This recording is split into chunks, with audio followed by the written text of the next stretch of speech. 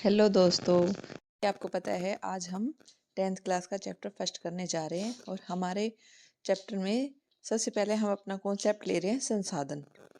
कौन सा ले रहे हैं? संसाधन। संसाधन क्या होते हैं? वे सभी प्राकृतिक और मानव निर्मित वस्तुएं। संसाधन क्या होती हैं? उसमें प्राकृतिक भी आती है, उसमें मानव निर्मित वस्तुएं भी आती हैं, इसमें पदार्थ भी आते हैं और इसमें सेवाएं भी आती हैं।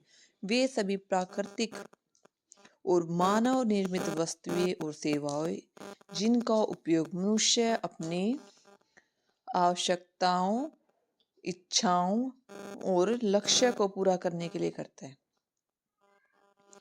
वे सभी वस्तुएं या फिर सेवाएं जिनका उपयोग कौन करता है? मनुष्य करता है।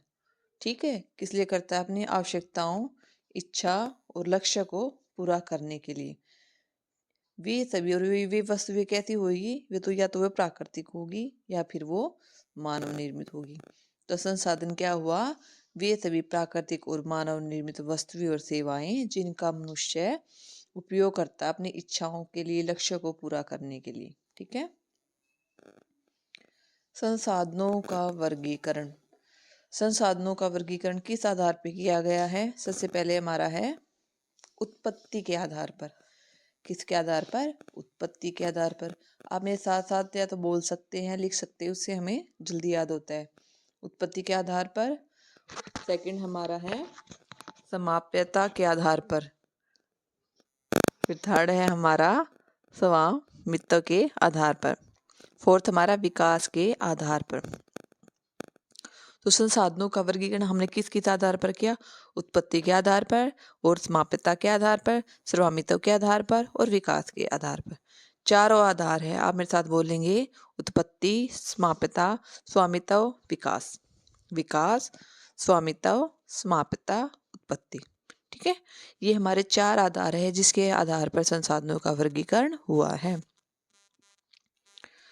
सेकेंड हमारा उत्पत्ति के आधार पर। उत्पत्ति के आधार पर कौन कौन से हैं? जैविक संसाधन। और सेकेंड हमारा अजैविक संसाधन। जैविक संसाधन और अजैविक संसाधन। कौन से उत्पत्ति के आधार पर? जैविक, अजैविक। अब हम जैविक के बारे में पढ़ेंगे। जैविक में, जैविक संसाधन में क्या क्या आता है, ये क्या क्या होते हैं। तो जैव संसाधन क्या होते हैं? वे संसाधन जिनकी उत्पत्ति जीवमंडल से होती है, जिनमें जीवन व्याप्त होता है। ठीक है, जिनमें जीवन व्याप्त होता है। जैव संसाधन कौन से होते हैं? जिनमें जीवन व्याप्त होता है, जिनकी प्राप्ति जीवमंडल से होती है। जिनकी प्राप्ति जीवमंडल से होती है और जिनमें जीवन व्याप्त होता है, वो सभी संसाधन क्या होते हैं? जैव संसाधन होते हैं। इनके एग्जाम्पल अब हम देखेंगे कौन कौन से एग्जाम्पल होते हैं जैव संसाधन में। मनुष्य और मछली और प्राणी जगत। मनुष्य, मछली, प्राणी जगत। सेकंड हमारा अजैव संसाधन। अजैव संसाधन क्या होते हैं? वे सभी संसाधन जो निर्जीव वस्तुओं से बने हैं, उन्हें अजैव संसाधन कहते हैं। अजैव संसाधन कौन से होते हैं? जो निर्जीव वस्तुओं से बने हैं। जैविक कौन से थे? जैव संसाधन जिनमें जीवन होता है। ठीक है, जो सजीव, जिनमें सजीव से रिलेटेड होता है। और अजैव क्या होता है? निर्जीव से रिलेटेड होते हैं। अजैव जिनमें निर्जीव वस्तुओं से बने होते हैं। फिर थर्ड है हमारा समाप्यता के आधार पर। ठीक है, और नवीनीकरण योग्य। नवीनीकरण योग्य कौन से होते हैं? वे संसाधन जिन्हें भौतिक, रासायनिक या यांत्रिक प्रक्रियाओं द्वारा नवीनीकृत या पुनः उत्पन्न किया जा सकता है। वे सभी संसाधन जिन्हें भौतिक, रासायनिक या यांत्रिक प्रक्रियाओं द्वारा फिर से प्राप्त किया जा सकता है, उन्हें हम नवीनीकरण योग्य संसाधन कहते हैं। ठीक है, ये क्या योग्य है? नवीनीकरण योग्य संसाधन कहते हैं।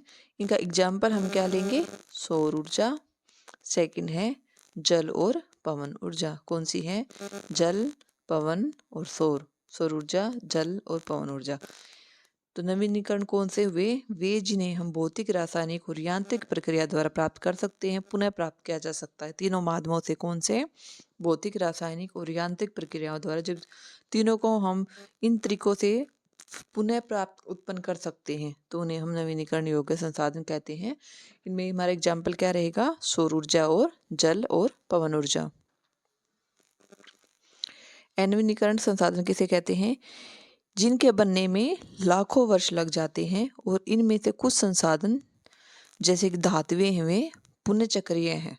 ठीक है, कुछ संसाधन तो होते हैं जो चक्रीय होते हैं और कुछ संसाधन होते हैं वे अचक्रीय होते हैं।